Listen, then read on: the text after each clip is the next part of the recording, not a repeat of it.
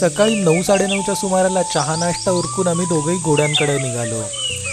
झालं काय होतं की पुरुषोत्तम आणि मी दोघंही रात्री पोचलो होतो. रात्री इन द सेन्स संध्याकाळीच पोचलो होतो, पण घोडे आम्ही लांब लांब बांधले होते, कारण की अजूनपर्यंत सावित्री राणी आणि सोन्या एकमेकांना कधी भेटलेले नाही आहेत. अजूनपर्यंत वेगवेगळेच असायचे. प्रॅक्टिस पण आम्ही दोघांनी वेगवेगळीच केलेली होती. त्यामुळं सोन्या आणि राणी सावित्री यांना एकमेकांना भेटवल्यानंतर ते काय रिॲक्ट होतील, मारामाऱ्या करतील का, भांडणं होतील का, एकमेकांना चावतील का, याची काहीच कल्पना नव्हती. त्याच्यामुळं मग आम्ही 9:30ला गेलो आणि मग म्हणलं की ठीक आहे, आता आपण दोघांनी समोरासमोर त्यांना भेटवूया.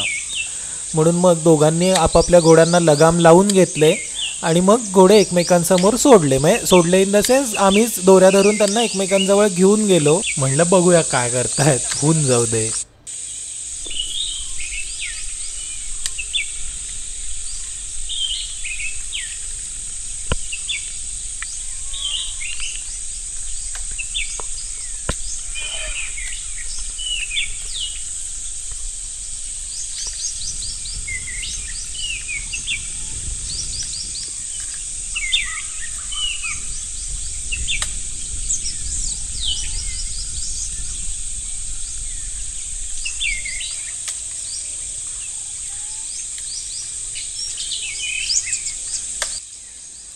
एक 10-12 मिनिटानंतर त्यांची आपापसात ओळख झाल्यानंतर मग आम्ही घोड्यांवरती खोगीरं लादून घेतली आणि फायनली आम्ही 5ही जणं आमच्या ट्रिपला निघालो.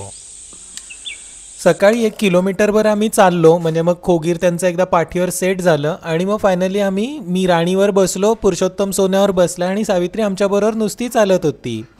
सावित्री जस्ट आठवड्याभरापूर्वी आत्ता 1 वर्षाची झाली, त्याच्यामुळं तिचं अजून ट्रेनिंग द्यायला किंवा इवन रायडिंग आणि ओझं टाकायला तर अजून 2-2.5 वर्ष वेळ आहे तिच्यावर. पण ती घरी एकटी राहिली नसती आणि तिलाही थोडा अनुभव मिळावा, एक्सपोजर मिळावं म्हणून तिला पण बरोबर घेऊन चाललो होतो.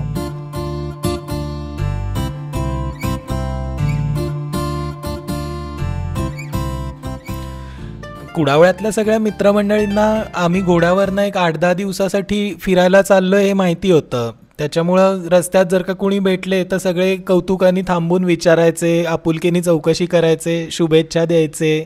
सगळ्यांनाच थोडी नवलाई पण होती, कौतुकही होतं. त्याच्यामुळं जे कोणी भेटायचे ते थांबून विचारपूस करून जायचे.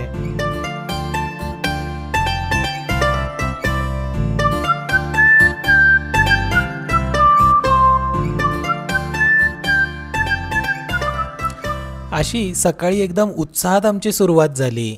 बहुधा बाहेरगावी असल्यामुळं घोडेही एकदम शिस्तीत वागत होते आणि मग त्याच्यामुळं पाचो मिलकर आपण जाऊ शकतो याचा कॉन्फिडन्सही आला.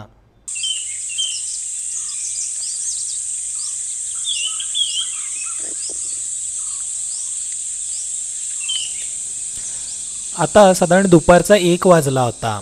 आम्ही 2 गावं मागं टाकली होती आणि आता आम्हालाही भुका लागल्या होत्या, घोड्यांनाही भुका लागल्या होत्या. पण वातावरण छान असल्यामुळं घोडेही काही थांबायचं नाव घेत नव्हते. त्याच्यामुळं मग आम्ही त्यांना डिस्टर्ब न करता त्यांच्या संथ चालीनीच चाललो होतो. मग शेवटी 1:30 वाजता बाजूला एक माळ होता, मग तिथं आम्ही लंच ब्रेक घेतला आणि घोड्यांनाही चरायला सोडलं. मग आम्ही बरोबर आणलेली पोळी भाजी खाऊन घेतली आणि मग सावित्रीने आणि मी मस्तपैकी वामकुक्षी घेतली.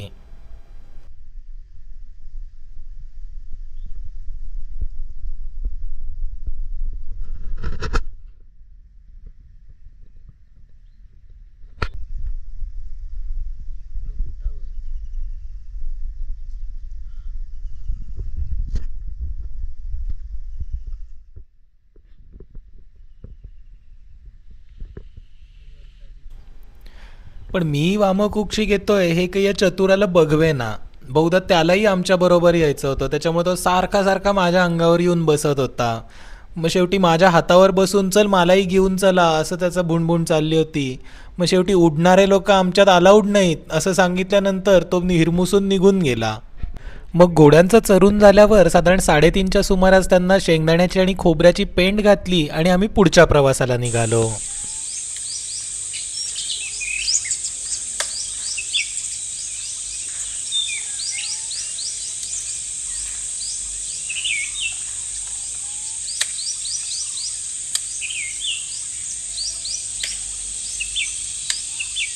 रस्त्याच्या दुतर्फा हिरवीगार भातशेती होती.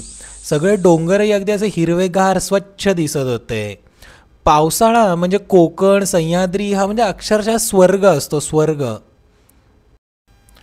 डोंगरांमधनं खळखळून वाहणाऱ्या ओहोळांचा आवाज येत होता, पक्ष्यांचा आवाज येत होता. बाकी मात्र सगळी छान शांतता होती. हे तसे आडगावातले रस्ते असल्यामुळं इथं गाड्या गर्दी असं अजिबातच नव्हतं. खूप पाऊसही सध्या चालू असल्यामुळं एकूणातच गाड्यांची संख्या कमी झालेली होती. त्यामुळं तिन्ही घोडे विशेषतः सावित्री अगदी आपल्या बापाचा रस्ता असल्याच्या थाटात चालली होती. डांबरी रस्त्यावरून चालायचा कंटाळा आला की मध्येच सावित्री कडेच्या गवतातनं चालायची. सावित्री अशी कडेच्या गवतावरनं चालायला लागली की बालकवींची फुलराणी कविता आठवते. हिरवे हिरवे गार गालीचे हरित तृणांच्या मखमालीचे, त्या सुंदर मखमालीवर फुलराणी ती खेळत होती. या अशा हिरव्यागार निसर्गामध्ये सावित्रीचं असेल किंवा इतरही पक्ष्यांचं असं खेळणं बागडणं पाहिलं की जी काही मनाला शांतता मिळते, जो काही आनंद मिळतो ना, खरंच हा शब्दात नाही सांगता येणार.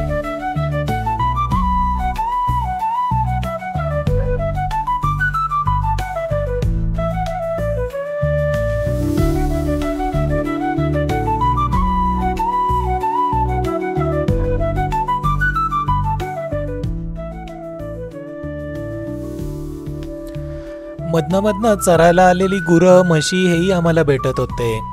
गुरं म्हशींनी बहुधा घोडे पहिल्यांदाच पाहिलेले असावेत. त्यांना काही घोड्यांची फारशी सवय नव्हती, त्याच्यामुळे तेही असं एकदम अरे हा कुठला प्राणी आहे असं करून आमच्याकडे बघायचे. गुरांबरोबर आलेले गवारी पण अरे हे कुठं चाललेत, दोघं नुसते घोडे घेऊनच चालले, त्यांच्याबरोबर काय गाडी नाही काय नाही असे थोडेफार आश्चर्याने कौतुकाने आमच्याकडे बघत होते.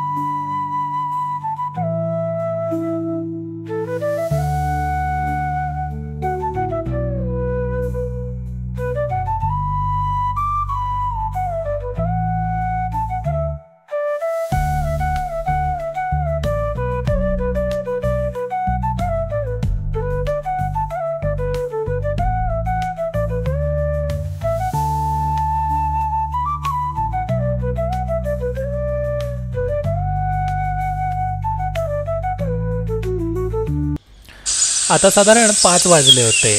आम्ही श्री केशरनाथ मंदिरापाशी पोचलो होतो. घोड्यांनाही थोडा ब्रेक दिला, तेही थोडंफार चरत होते. तोपर्यंत मंदिराच्या कडेच्या ओढ्यामध्ये आम्ही पण आंघोळी करून घेतल्या आणि मग श्री केशरनाथाचं दर्शन घेतलं.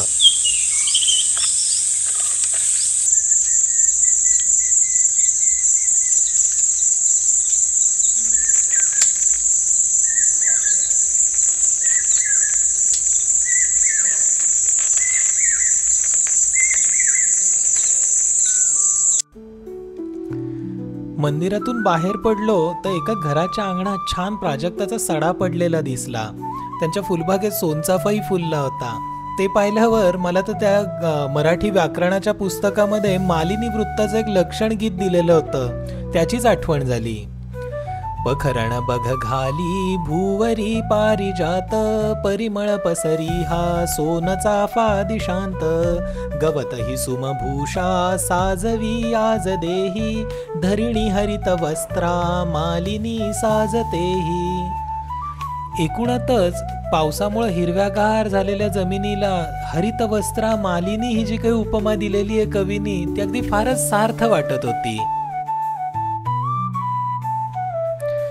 इथून पुढच्याच गावामध्ये आमचे मित्र श्री विवेक कुंभोजकर यांची एक देशी गाईंची गोशाळा आहे.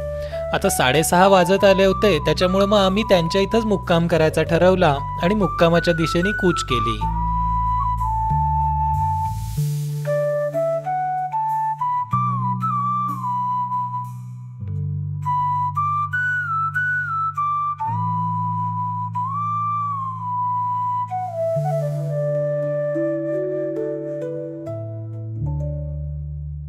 असाच आमचा पुढचा प्रवास आणि भीमथडी घोड्यांविषयीचे असेच भरपूर व्हिडिओज पाहण्यासाठी द भीमथडी हॉर्सेस डायरी या आमच्या चॅनलला लाईक करा, शेअर करा, सबस्क्राईब करा.